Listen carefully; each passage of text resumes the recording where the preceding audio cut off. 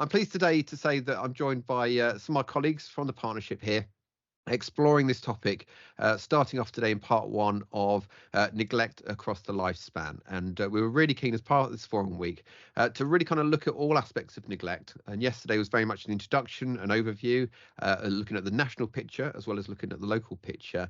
Today, we're going to start this journey moving through from pre-birth, early years, and also looking at the topic around young carers.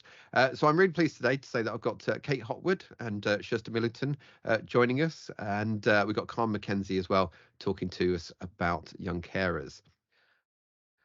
Okay, so that's enough from me. So today is all about our guest presenters coming in, and I'll start off here introducing you to Kate and to Kerstin, talking to us about neglecting unborn and young children.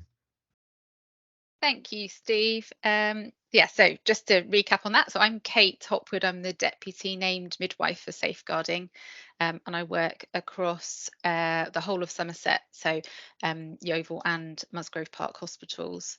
And I'm joined by my lovely colleague Kerstin, who will introduce herself. Hello, so I'm Kerstin Millington. I'm one of the Safeguarding Children nurses for the public health nurses. So my role is to supervise and support and provide ad hoc supervision for the public health nurses who are the school nurses and health visitors, and that's across Somerset. So what Kerstin and I are going to be talking about today is around the topic of neglect and the impact of this on unborn babies and young children. So what we are going to be doing is following a case study through a pregnancy in order to identify the issues of neglect that might pop up and what the impact of those really on the unborn baby and any older children within a family. So this first slide introduces Becky. As you can see, Becky is 22 and she has presented for antenatal care in her 4th pregnancy with her partner, Richard. So Becky and Richard have got 3 children already. They have Simon, who is 4 months old, Coral, who is 14 months old, and then Freya, who is nearly 3. And then obviously we've got Unborn as well. So currently the children within this family are open to children's social care on a child in need plan. And that plan has been put in place due to risk of eviction. So there were problems with some housing, poor home conditions, issues around budgeting skills, and then some concerns around parental mental health for both parents. So this kind of standard process during at the beginning of pregnancy is we identify where we can any social risk factors that might be obvious, or that we are the information that we receive from the parents or from information that we previously have been aware of from other pregnancies. So Becky's got 3 older children, so there may be information that is relevant for this pregnancy that we can obtain by looking at her records from her previous pregnancies. And in this scenario, the following risk factors. So on the next slide, we're going to look at the risk factors that were identified at the very start of Becky's 2nd pregnancy. I think that's actually meant to be 4th pregnancy, isn't it? Because we're on the 4th baby. But yeah, so in this pregnancy that we're talking about now, these are the risk factors that we were able to identify. So when we looked at it, like Kate said, information comes from a variety of sources, and because this family have had other children, the health visitor have been involved. She'd had previous pregnancies, so we knew information from other agencies, and of course children's social care involved because these children are on a child in need plan. So Becky was a looked after child herself, and she had a history of low mood. Richard was himself subject to a child protection plan, and this was due to neglect. So obviously there's information there about what these 2 adults and parents had experienced themselves as children. Richard had a current history of self-injury and of cannabis use. The couple had a really bad and poor history really of engagement with professionals, and that was across the board really. And there were some concerns that there was verbal aggression with professionals as well, and that particularly was around Richard's interactions with the professionals who either came into the home or made contact. And what we also knew about the family was that there was limited support network. So, you know, there was quite a lot going on. As you've probably recognised, they were very young. Becky's only 22, and this is already her fourth pregnancy. There was a lot for this young family, and as Kate had already spoken about, they were on a child need plan because there were already concerns, but they were working with services and they were working with children's social care, and up until this point on the child in need plan had engaged reasonably well, but there were concerns around things like their housing. One of the reasons why they were evicted was because they hadn't been compliant with their previous rental agreement. So basically they had a lot of animals in a home where they weren't meant to have a lot of animals. So over to you, Kate. Thank you. So whenever we identify risk factors in safeguarding, our biggest question has to be, so what? So what are we going to do about it? So what does that mean? What's the impact? So thinking about the risk factors that were identified within this family, both parents have suffered adverse childhood experiences. So an adverse childhood experience, that it can be one of a number of things. And in this scenario, Becky had been a looked after child, and Richard had been on a child protection plan himself. So he'd been subject to neglect in his childhood. And parents who have suffered adverse childhood experiences themselves, that can have quite a significant impact on their own capacity to parent. And one of the main reasons for that is because they themselves have had a lack of positive role modeling. So they've not been parented in the most optimum way, and then they haven't learnt those skills to be able to parent themselves. So that is a worry for us. In terms of parental mental health, so parental mental health can, and I'm saying can, it doesn't always, but it can affect the way that parents are able to respond to their own children's emotional needs, and also impacting on parenting. So just basically meeting their day-to-day needs, and that's because when parents have issues around their mental health, it can be hard for them to prioritize their children's needs or other people's needs over their own. So it's a risk factor. We don't know for definite that that's going to happen, but it certainly adds to this picture, and that parents are struggling with their own emotions, and then that may mean that they can't respond to their children's emotional needs, and therefore their child is then suffering an adverse childhood experience themselves. So it's a bit of a cycle. Moving on to parental substance use. So we know from this situation that Richard has a current history of cannabis use. There are lots of ways that substance use for parents can impact on children. It can mean that they're not always appropriately supervised. It can mean that there are financial concerns because they are not able to prioritise their available money towards the things that they need in order to meet their children's needs. It can often lead to quite a chaotic lifestyle. So children not going into school on time, or not being able to make appointments, or thinking about the financial side of things, again, difficulties with transport, so getting children to appointments and things. Again, going back to that emotional availability, and parents not being emotionally available to meet their children's emotional needs. And then we've also got some physical concerns as well. So some risk factors around substance use during pregnancy. Substance use during pregnancy increases the risk of growth restriction for an unborn baby, and that is through passive smoking as well. So Becky might not be using cannabis, but she may well be inhaling it as secondary smoke, and that still has an impact. That still is going to affect that baby. And then when we've got young children who are around substances, particularly cannabis use, it increases the risk of sudden infant death. So that's also a physical risk factor. Poor engagement. So it's a really tricky one for us as health professionals, particularly midwifery and health visiting, because our service is not mandatory for women in pregnancy or for families with young children. They don't have to seek our care and our support and engage with our service. But we have to consider lack of engagement as part of the bigger picture. So where there are other risk factors, we have to think about whether these children are being hidden. Are they not engaging because they don't want professionals to see the family? They don't want professionals to come into their home. It can impact in terms of monitoring those children's development and well-being. So during pregnancy, if a woman doesn't come for pregnancy care, it's very difficult to be able to. Well, it is impossible to know whether their unborn baby is well, and also whether mother is well as well.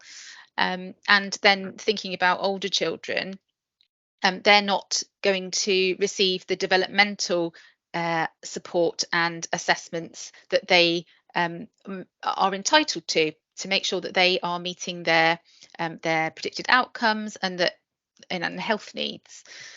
So yeah, it's a very tricky one, and I think poor engagement should always be considered in the context of what else is going on for a family, to make sure that it's not we're not thinking about things like disguised compliance, and that we're able to identify the risk factors and any potential neglect. So Kerstin, are you going to? Yeah. Thank you. Becky is now 12 weeks pregnant. Children's Social Care closed the Child in Need plan for the children, and the rationale behind this was the fact that they'd been rehoused and the housing was appropriate for the family and for their needs. Richard had a job, and so the concerns around the financial troubles were sort of, they very much felt like the family moving forward, that Richard had got a job.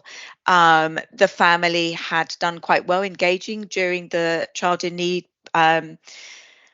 period of time. So they had always accepted the health visitor in the home. They'd engaged there. They'd seemed to engage with the GP.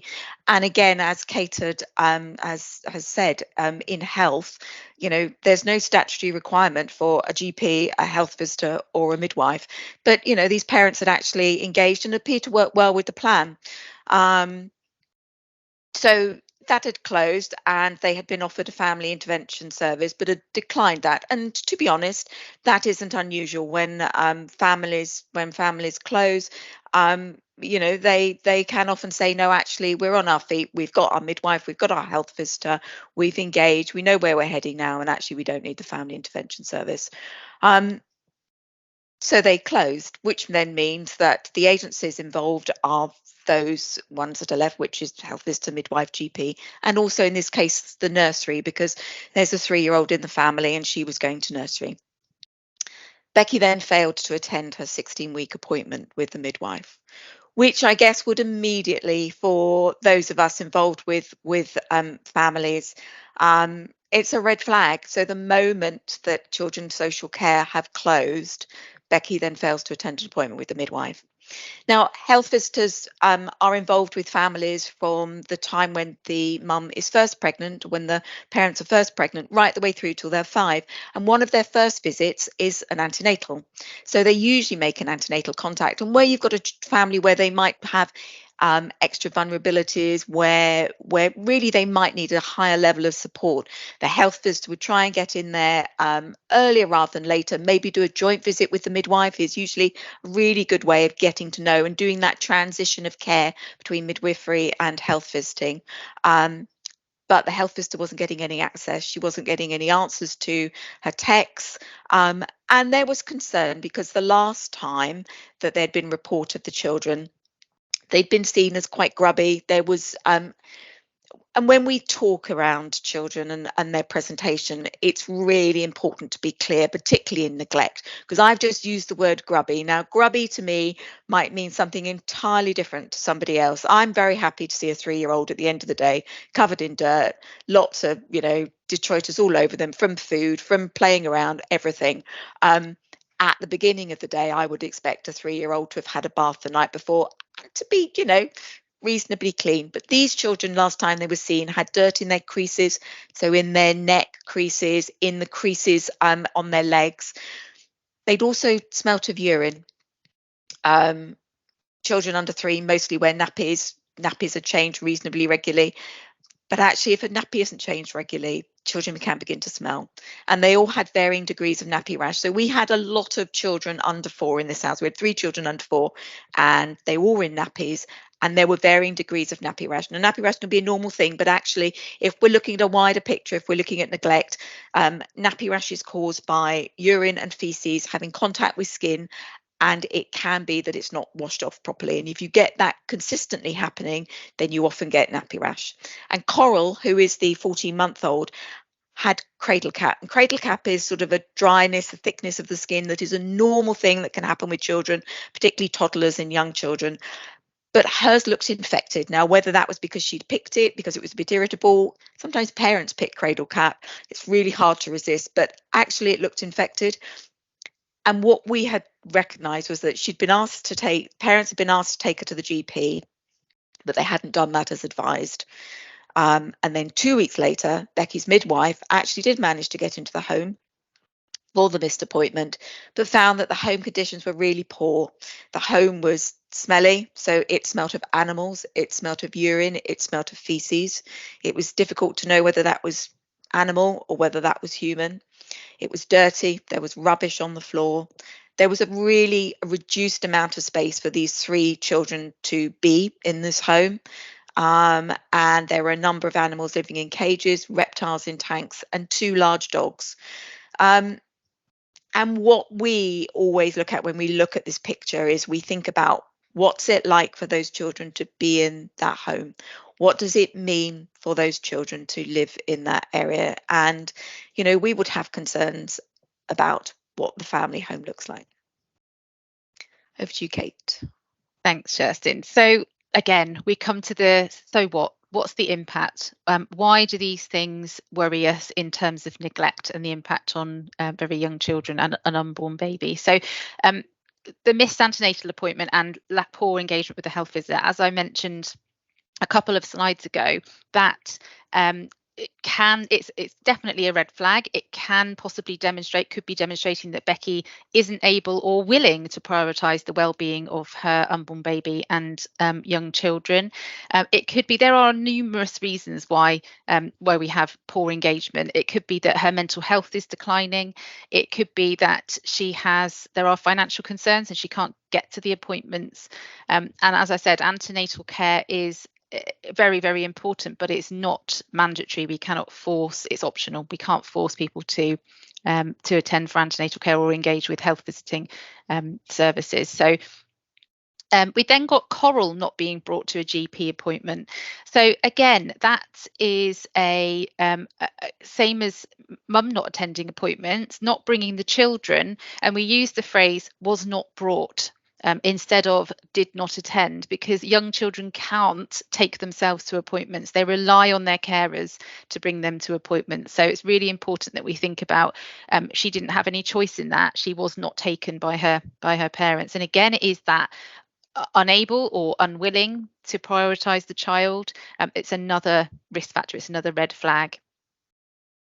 Thinking about the poor hygiene, the infestation of lice, children having infections. Again, is this just a case of needing some support? We've got 3 young children with relatively young parents. We've got to consider what the impact is going to be when there is another baby. So it's not going to be very long before there are 4 children under the age of 4 in this household. And is this just a case of these parents needing a little bit of support to improve the circumstances for these children, or is this intentional poor care? Are they not seeking advice, even though they know that they should be? They know that they should be seeking medical treatment for these things. And the same thing with home conditions, really. It's thinking about why could this be happening, and is this just a poor support, cramped home conditions? Really, really difficult, I imagine, for parents to keep that clean when you've got multiple animals and children in the living area. So thinking about, does this family need to be signposted to housing to think about whether they need more space? Do they need to be applying for larger houses? Throughout all of this, the one thing that practitioners we would absolutely signpost you to use is the Family Needs Strengths and Needs Toolkit. So that used to be called the Neglect Toolkit, and it's recently had its name changed to the Family Strengths and Needs Toolkit, just because that sounds a little bit more positive. And that toolkit is designed to help you identify what's going well and what are we worried about, and to identify potential neglect and what intervention might be needed for that family. So that is the first tool that we would recommend that you use if you have this type of situation where there are multiple concerns. Looking at and using the Strengths and Needs Toolkit with the parents, ideally. In our scenario, that we would probably recommend that the health visitor and the midwife did a joint visit to see the family and complete that Strengths and Needs Toolkit together with the parents, so that it's very much involving them and in discussion with them. And then we've also had an incident where Coral has fallen down the stairs, that there wasn't a stair gate in place. So again, accidents happen, we know that, but is this a case of poor supervision? Is that where the neglect comes into this scenario? Are these parents supervising their children appropriately, or was it just a one-off? And we do know that those things can happen. So utilising the Strengths and Needs Toolkit, and the other thing that when we've got multiple risk factors that's really, really important in terms of communication is building up a picture of what else is going on. So talking to other agencies, other professionals that are involved with this family, speaking to the GP, just that bringing together of all information, bringing together of all professionals involved to see what information that we've got that they might not, and vice versa. So not doing things in silo is so important, particularly with neglect, because it is that much harder to kind of evidence and be able to intervene with. So really, really important to have that triangulation of information.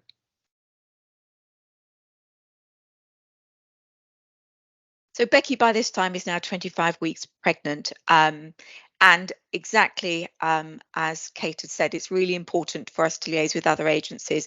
Just as she said, triangulation of that information, building up a picture so that we can see, where would we need to support this family. The midwife did another home visit and conditions had improved, so that really positive. Parents took Coral to the GP and was prescribed medication. So in terms of a health visitor, that was again a really positive thing. But then Becky failed to obtain her obstetric consultant appointment. And again, you would look and think, well, why is that? What was the barrier? What's stopping this mum from doing that? The health visitor is still struggling to access these parents and to arrange an antenatal visit. And again, it is one of those things that we look at is how available are parents when agencies are trying to engage our health, while we're trying to sort of get in there really and to support the family. And then again, as we were talking about linking with other agencies involved, the nursery shared with the health visitor that Freya was coming in hungry. So Freya's a 3-year-old, and that Cradle Cat was not improving. They were really good nursery, and although Coral wasn't at the nursery, you often see children at the door at pickup, and Dad told nursery that no medication had been prescribed by the GP. So that information was fed back to the health visitor, who recognised that actually, the children had been to the Coral had been to the GP, she had been prescribed, but the dad had actually said something entirely different. Okay.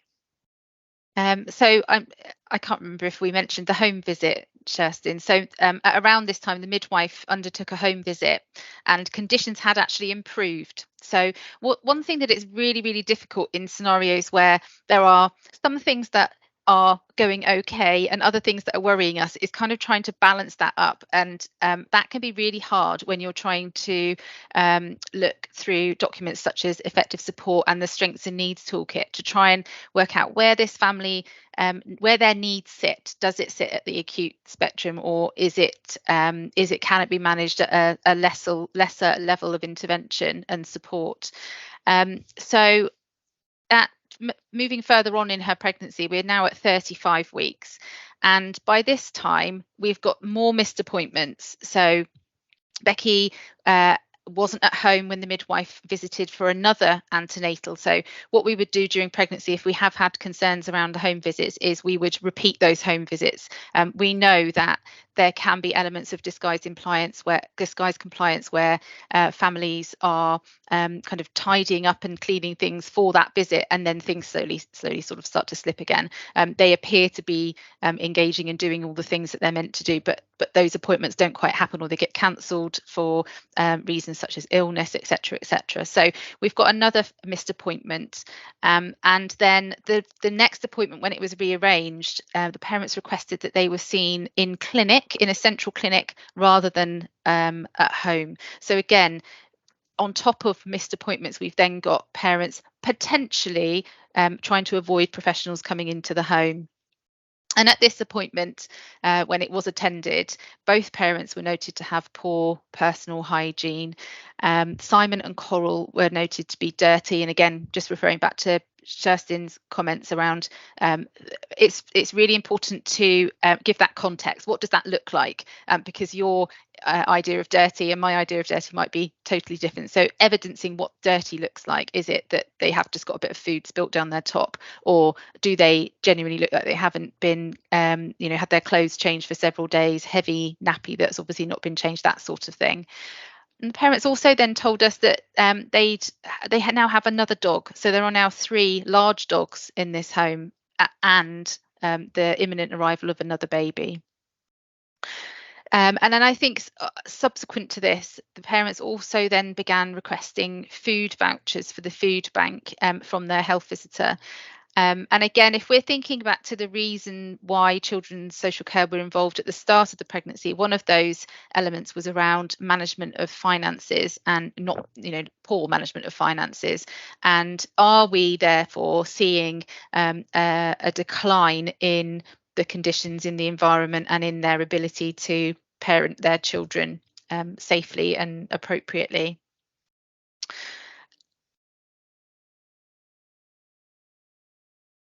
So as Kate said, we've got the avoidance of professionals visiting the home. Is that actually keeping professionals out? We've got children not brought to appointments. We've got mum not attending the antenatals. We've got a poor picture of parental hygiene as well as the children, because it's exactly as Kate said, the nursery were noting that the children, the older child was coming in with clothes that she'd had on for several days. So are we thinking that this child maybe was in these clothes during the day and in that same clothes at night? And like Kate said again, the impact of the dog. What does that mean? Well, in health, we're not here at all to say how people live their lives, but for us, it's about, are these children being prioritised in this family? Are their needs being met?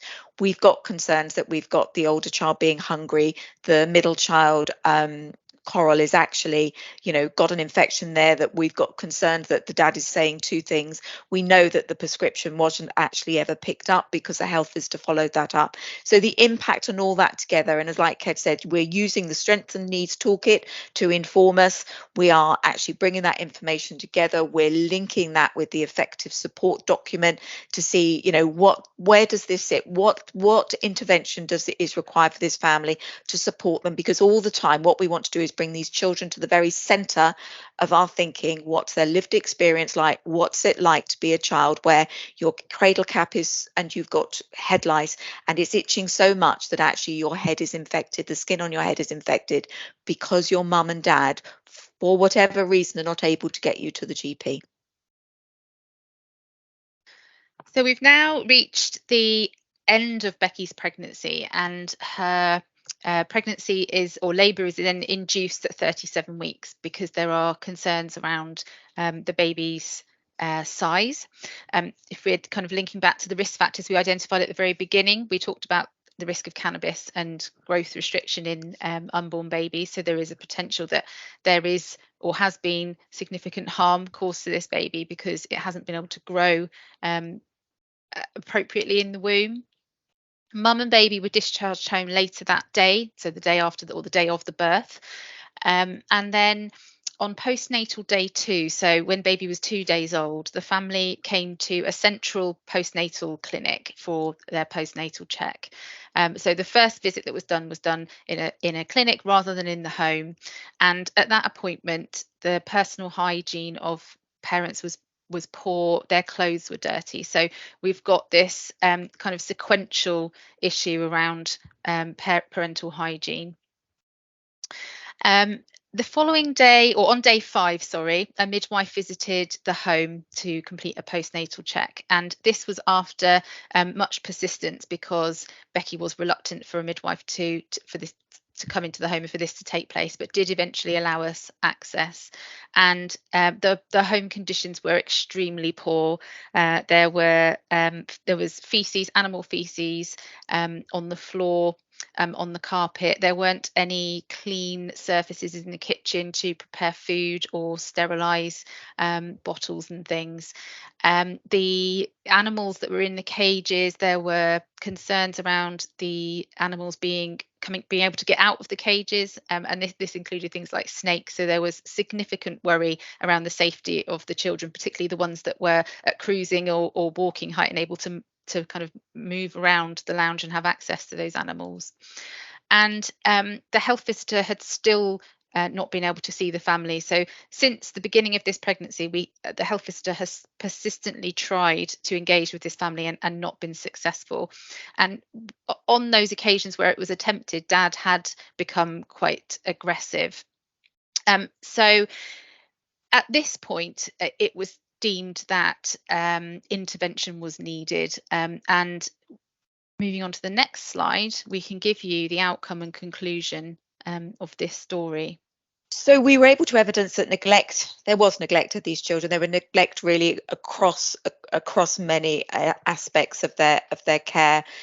There was an urgent referral to children's social care about what these children were experiencing. We were concerned that they were hungry. We were concerned that the 14-month-old had an infection that could become septic, and that, as we all know now, can be life-threatening. We were concerned about the feeding of the 4-month-old baby, that baby was not being prioritized. And now we had a new baby in the home as well, where there were concerns about whether the parents were responsive to that child's nutritional needs. Basically, were these children being fed enough?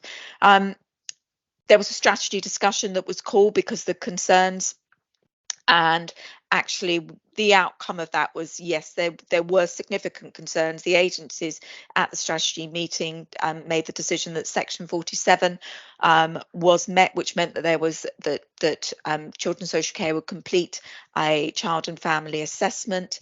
The family was supported. They went to stay with a relative while the home and housing situation was improved, basically, and there is now a child protection plan in place with quite robust planning, safety planning, and support for the parenting for this family. It's quite a significant picture of neglect, and actually one of the biggest sort of learnings for us, I think, across the board was the fact that, one, how well agencies shared information between each other, the concerns between the health agencies, and how they were then able to build a picture that was quite clear about what the concerns were, and using the tools that we had with us, the tools that you can find on the SSCP website, which are the effective support document, which are the strengths and needs tool, which actually help identify universally really what the concerns were, and we were then able to move forward to support the parents, which enabled to safety plan for the children. Thank you very listening. much, Kate. Thank you, Kerstin. It's a lot in there to pick through, and I think one thing I was quite keen to mention as well is there's also the pre-birth toolkit and pre-birth intervention workbook as well, which my colleague's going to, there we go, like magic, pop into the chat for us now, which is a real practical resource for anybody working with very young or unborn babies. And it may be that within your role you're thinking, well, I'm not a midwife, I'm not a health visitor, but actually, like we said in the case study there, actually it may well be that you're working with an older sibling and find out there's a baby on the way, and kind of thinking about the needs for that family and that unborn baby, because we know that's that real window of opportunity to engage and to work with the family and make those changes, don't we? So.